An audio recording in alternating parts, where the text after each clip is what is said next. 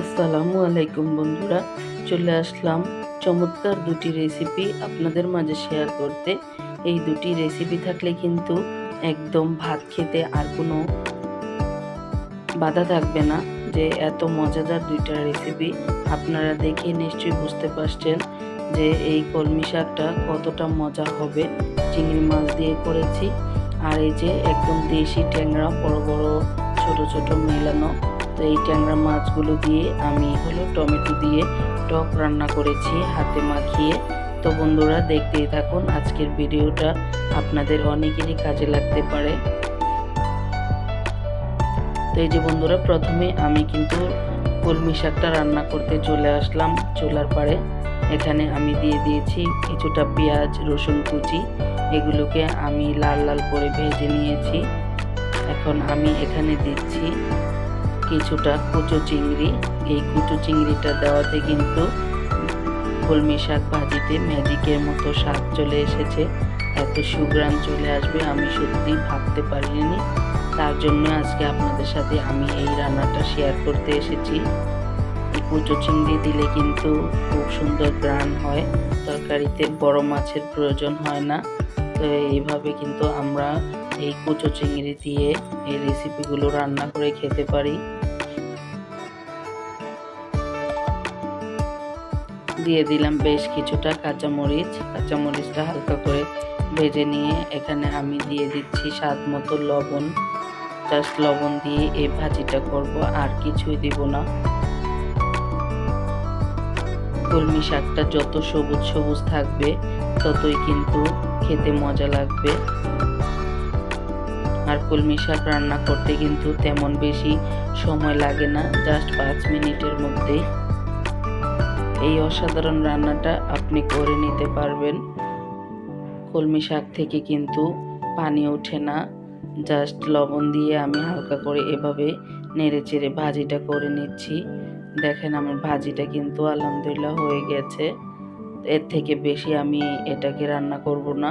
আর শাক যদিটা লাল হয়ে যায়, লাল হয়ে গেলে কিন্তু আপনি শাকের কোনো মজাই পাবেন না।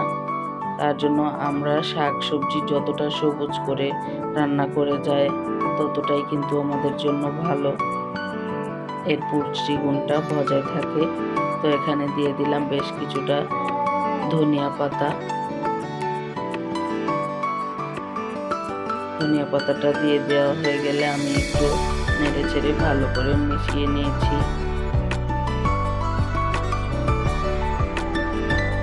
তো আমার রান্নাটা কিন্তু অলমোস্ট ডান হয়ে গিয়েছে। তো এই যে দেখেন আমি কিন্তু শাকটা পরিবেশন করে নিয়েছি। আলহামদুলিল্লাহ কতটা সুন্দর হয়েছে কালারটা। তো আমার রান্নাঘরের পাশে এত বাতাস, কি বলবো, বাতাসের জন্য আমি রান্না করতে পারি না, চুলা একদম নিভে যায়, এটা একটা যন্ত্রণা আছি। তো এই যে দেখেন আমি এখানে টমেটো নিয়েছি। টমেটোগুলো একদম দেশি টমেটো, কতটা সুন্দর কালার দেখতে পাচ্ছেন। টমেটোগুলোকে আমি একটাকে 4 টুকরো করে কেটে নিয়েছি মাঝখান দিয়ে। আর এখন এখানে এই ট্যাংরা মাছগুলো আমি কেটে ধুয়ে ভালো করে পরিষ্কার করে রান্নার জন্য নিয়ে এসেছি। তো এখানে দিয়ে দিলাম ট্যাংরা মাছ এবং বেশ কিছুটা কাঁচামরিচ এবং রসুন কুচি। এই রসুন কুচিটা কিন্তু মাস্ট দিতেই হবে। এই টকটা কিন্তু রসুন কুচি দিয়ে রান্নাটা করতে হয়। আর ধনিয়ার গুঁড়াটা একটু বেশি দিতে হয় অন্য তরকারির তুলনায়। তো ধনিয়ার গুঁড়া, মরিচের গুঁড়া, আর দেব হলুদের গুঁড়ো। হলুদের গুঁড়োটা একদমই কম, মরিচের গুঁড়ো আর ধনিয়ার গুঁড়ো এগুলা একটু বেশি দিতে হয়। আর দিয়ে দিলাম কিছুটা সরিষার তেল। তেল ছাড়াও দেখা যায় এই রান্নাটা করা যায়, তবুও আমি একটুখানি তেল দিয়ে দিলাম, মাখাতে আমার তেল দিয়ে ভালো লাগে। তো এটাকে আমি ঝাঁকিয়ে ঝাঁকিয়ে ভালো করে নেড়ে চেড়ে নিয়েছি মিক্স করে। এখানে আমি 2 মগ পানি দিয়ে দিলাম। পানিটা দিয়ে এখন আবার আমি ভালো করে খুন্তির সাহায্যে নেড়ে চেড়ে দিচ্ছি। এখন আমি ঢাকনা দিয়ে ঢেকে বেশ কিছুক্ষণের জন্য রান্না করে নেব। বিশ্বাস করেন বন্ধুরা, আজকের রান্নাগুলো এতটা মজা হয়েছে কি বলবো। এভাবে টমেটো দিয়ে ট্যাংরা মাছের ঝোল আপনারা করে খেতে পারেন। এত মজা হবে যে বড় মাছ খাওয়ার কথা কেউ মনেও করবে না। নিমিষেই 2 থালা ভাত খেয়ে নেওয়া যাবে আজকের রেসিপিগুলো দিয়ে। আমি একটু টমেটোগুলোকে খুন্তির সাহায্যে একটু গলে গলে দিচ্ছি।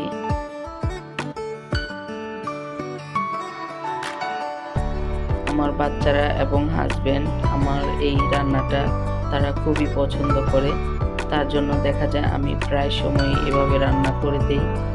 আমার হাজবেন্ড তো বড় মাছ তেমন একটা পছন্দ করে না, কিন্তু বাচ্চাদের জন্য আনতে হয়। তো সে এইভাবে ছোট মাছ এনে বলবে যে টমেটো দিয়ে রান্না করে দাও। তো আমি সে যেভাবে পছন্দ করে আলহামদুলিল্লাহ আমি সেভাবেই কিন্তু রান্নাটা করে দিই। তো এই যে আমি দিয়ে দিলাম অবশেষে ধনিয়া পাতা। এখন একটা স্মেল এসেছে, স্মেলটা কি বলবো বন্ধুরা, আপনারা একদিন রান্না করে খেলে বুঝতে পারবেন যে এই ট্যাংরা মাছের টকটা কতটা মজা হয়েছে। তো এখন আমি আমার হাজবেন্ডকে খাবার দিয়ে দেব, তার জন্য আমি বাটিতে পরিবেশন করে নিচ্ছি। এই যে দেখেন ঝোলটা দেখেই মনে হচ্ছে যে কতটা মজা হবে এই তরকারিটা। আলহামদুলিল্লাহ, আজকের মতো এখানে বিদায় নিচ্ছি। আমার রান্নাগুলো কেমন হয়েছে প্লিজ কমেন্টস বক্সে জানিয়ে যাবেন। আল্লাহ হাফেজ। আসসালামু আলাইকুম।